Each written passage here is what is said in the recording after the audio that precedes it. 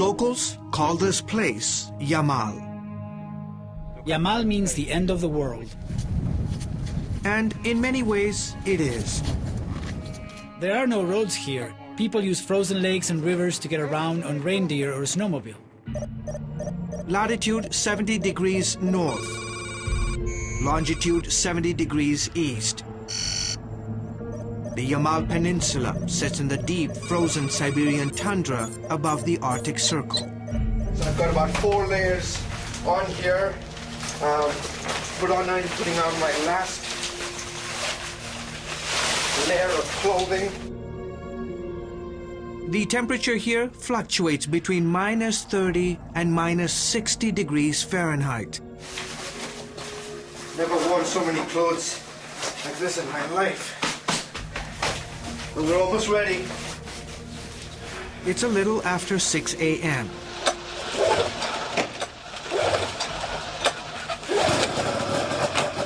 Peter Hudi, our Siberian guide, does last-minute checks.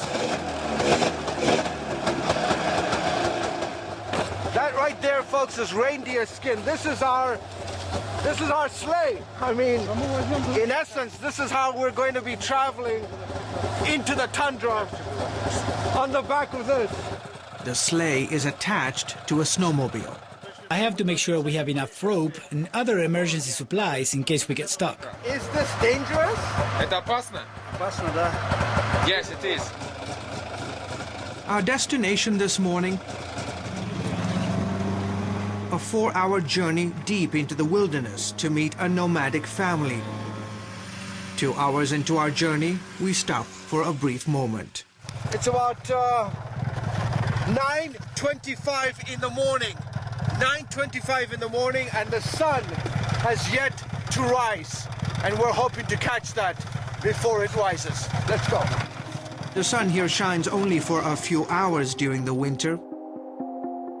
When it does appear, normally around noon, the sunrise, well, it's something to behold. This is a special place. Peter belongs to the largest nomadic tribe called the Ninets. He's more than just a guide. You see, he's a Christian. And for the last few years, he's been sharing the gospel of Jesus Christ with his tribe and others who live here in the tundra.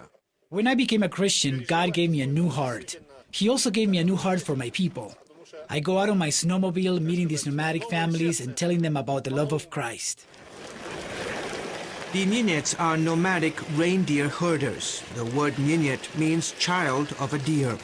This is, in essence, the lifeblood for the Ninets people here on the Siberian tundra, because their meat as well as their skin fetch a lot of money in the villages. Our food, clothes, shoes, homes, our transportation, everything comes from them. Without reindeer, we cannot survive. And learning how to survive in the tundra begins at an early age. All my children were taught from a young age how to live in the harsh conditions. It is our way of life, but if you are not careful, you can die out here. The women take care of cooking, sewing clothes, and putting up the teepees. The men are hunters and care for the reindeer. And when it comes to skinning the reindeer, the entire family is involved. The hide is used to make the teepees and clothes. Blood and raw reindeer meat are often consumed to get vitamins. We use every part of the animal. Peter is among a handful of evangelists reaching the Ninets people. He's been visiting Ustinia's family for a few weeks now. He comes here to tell us about God.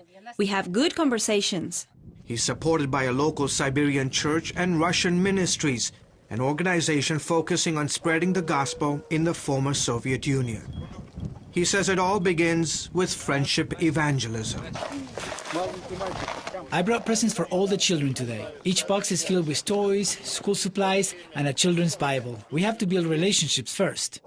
Modern technology, such as the snowmobile, cell phone, and generator, have certainly made life a little easier on the tundra. Before, I had to rely on reindeer to get around. Now the snowmobile allows me to travel farther distances to meet families.